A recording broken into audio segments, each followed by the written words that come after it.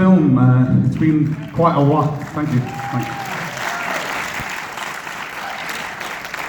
I'm John Keats. I'm one of the directors of the Cavern Club, and along with this fantastic man, Christian Francis Davis, we directed the film. But it really is a team effort. Thank you. Cheers. I'm going to introduce two very special people onto the stage now. Two of the owners of the Cavern Club are with us on this trip. The first gentleman I'm going to invite onto the stage is also the writer of the film you've just seen, as well as executive producer.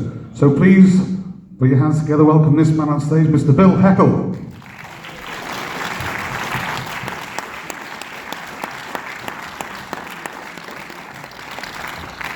At least you were sitting closer to the end, Bill. We were right there. So as Bill makes his way onto the stage, we have another guest with us, one of the owners of the Cavern Club, who you saw in the film several times. She's also executive producer of the film, and she is John Lennon's sister. So please put your hands together, welcome on stage, Julia Bird.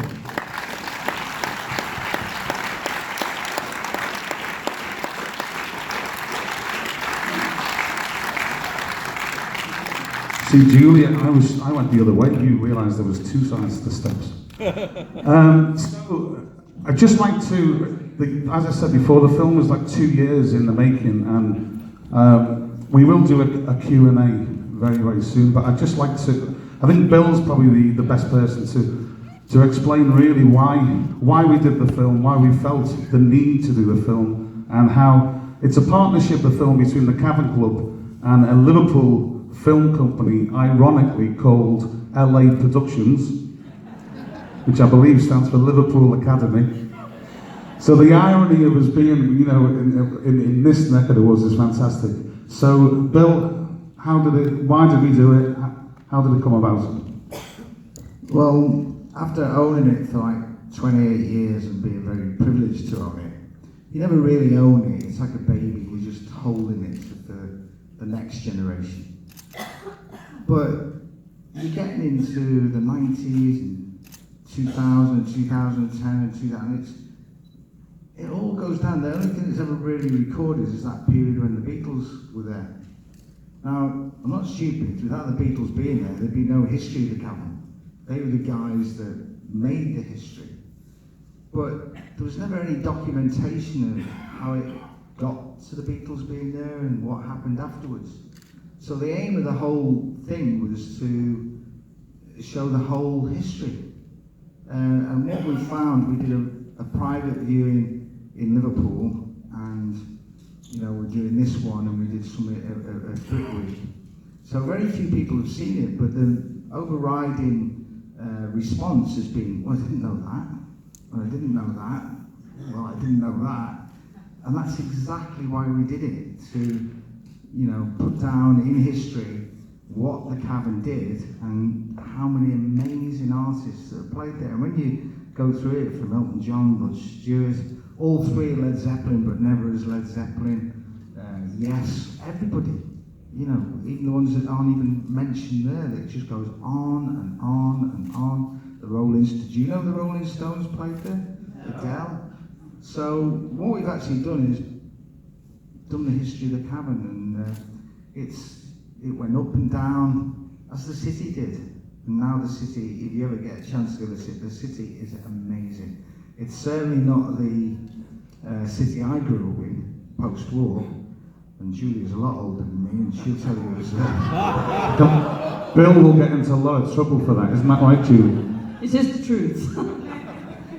But the city post-war was, when I was born, it was very black and white. It was, you know, it was grimy and dirty, and it wasn't very nice.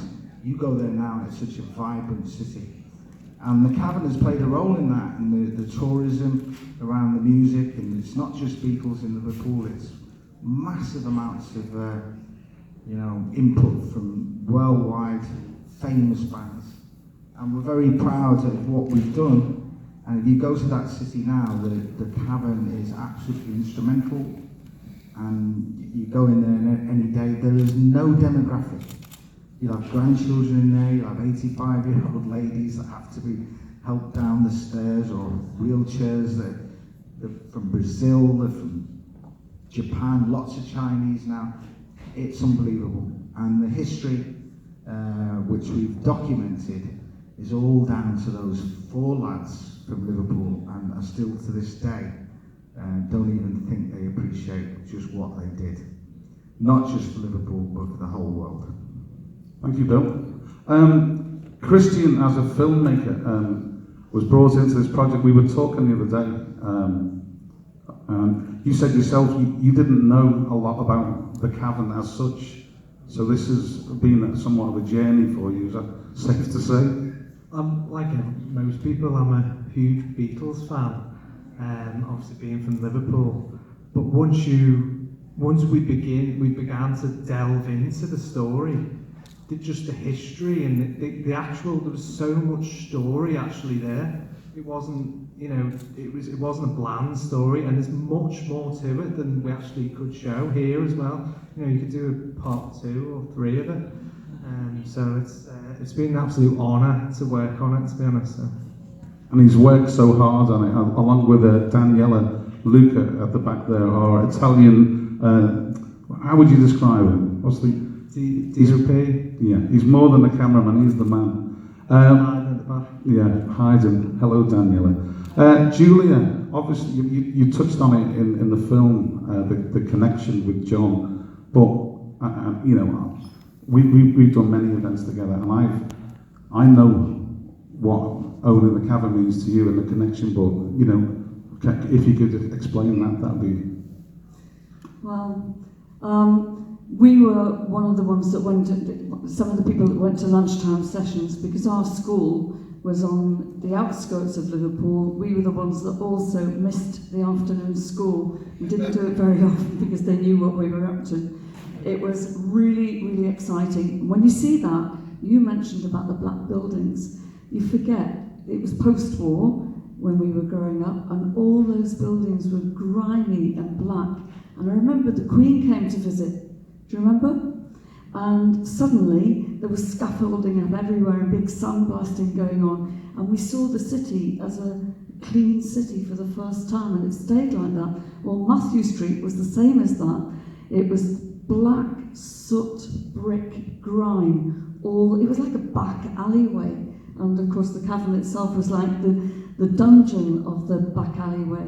It's not much different now, actually, Matthew Street. But the Cavern was the club to go to. There was one in Manchester called the Twisted Wheel, Rupert's. There was a club in Birkenhead that I didn't go to, that people used to go to, and then the Cavern Club. They were the places to go. And when they said the youngsters were coming, that was us. Now, back in our house, in our family, when John was beginning his journey to world stardom in music with Paul, it started off with the Quarrymen. There were people before, but the Quarrymen was a first that everybody knows about. And they were in the Cavern, and this is when Paul joined in, and that was in 1957, got it that time. And from then on, we were hearing about the Cavern all the time. And I was 10, 11, 12, 13, 14 before I could go, because, as I said, we were outside Liverpool, really. So the Cavern was part of the conversation in our family for many, many years, and I knew where it was, but before I could actually go into it. And the irony that I now am a part owner of it is sometimes I have to pinch myself to think, is this real?